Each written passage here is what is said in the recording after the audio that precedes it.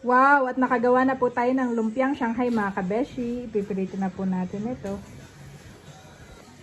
Nakapagluto na tayo ng Shanghai mga kabeshi.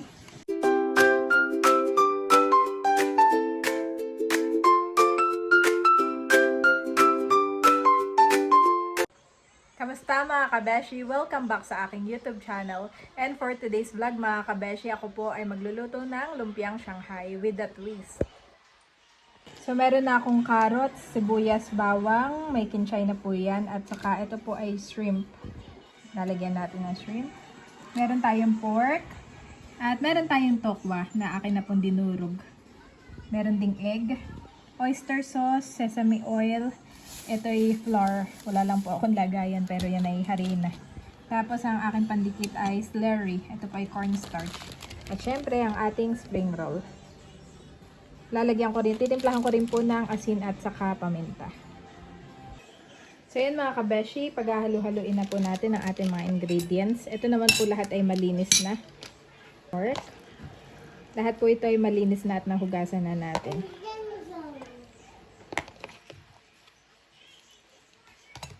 Kanina nga po ay pinagluto ko ang boys ng spaghetti. At sila nga po enjoy na enjoy sa kanilang spaghetti. Kasi lalagay na natin itong tokwa.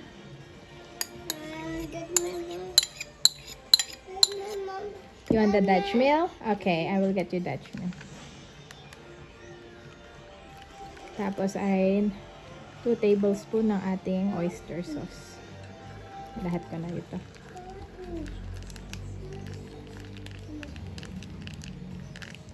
Yan. 1 tablespoon ng ating sesame oil. Okay, I will get it. Tapos ay 1 kutsara ng harina.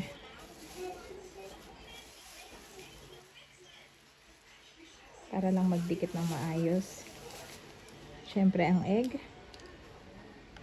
Lalagyan ko po ng asin at saka paminta.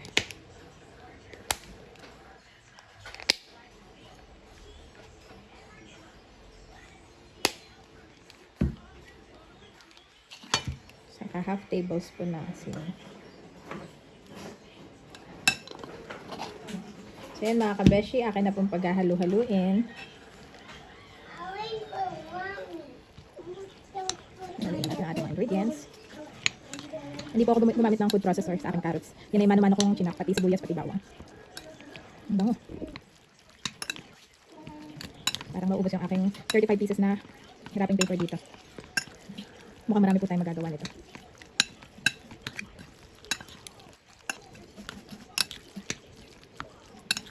At wala pa rin tigil ang ulan mga kabeshi, kaya ingat po tayo. Yan, nahalo na natin at akin ang babalutin. Bango po.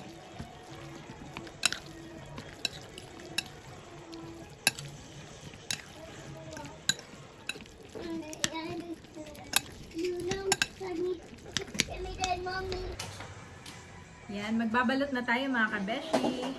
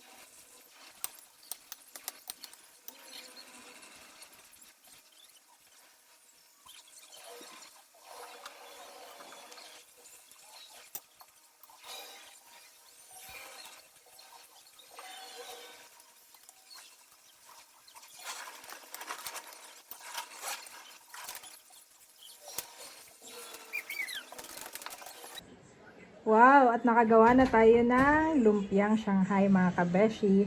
Bali, piprito na po natin ito. Nakapagluto na tayo ng Shanghai mga kabeshi. At ito na lang ang ketchup natin.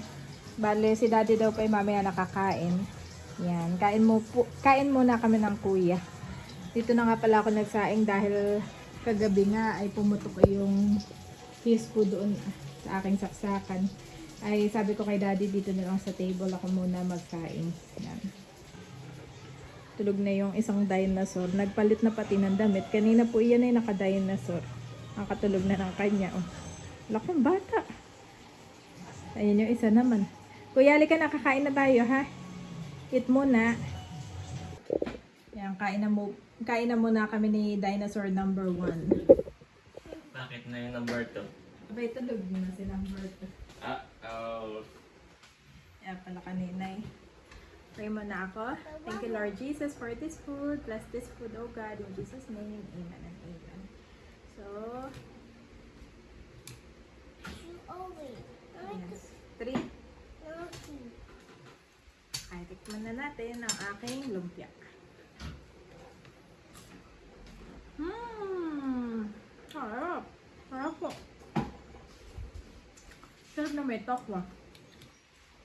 First time ko itong ginawa. Right? Kakaiba.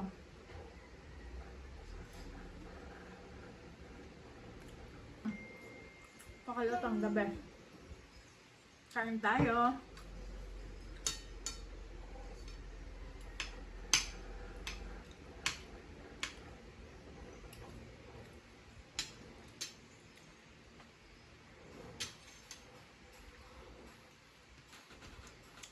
Sarap.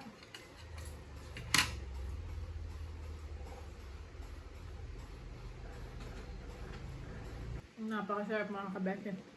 Gagawin ko ulit the next time. Since na mahilig din ako sa tokwa.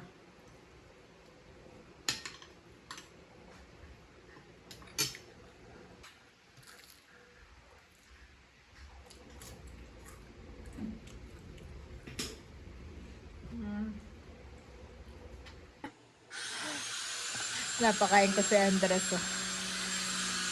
Itong kanyang dinosaur. Meron din siya dito nakahilirang mga sasakyan. Ay po si Daddy.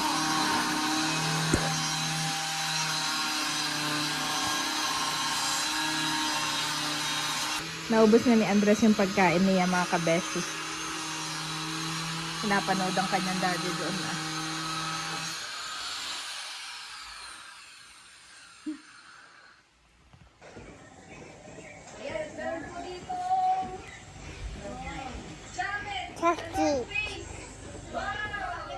May have power, together with all the Lord's holy people, to grasp how wide, and long and high and deep, is the love of Christ, and to know this love, that surpasses knowledge. That you may be filled, to the measure of all, the fullness of God. Ephesians 3:18-19 Niv.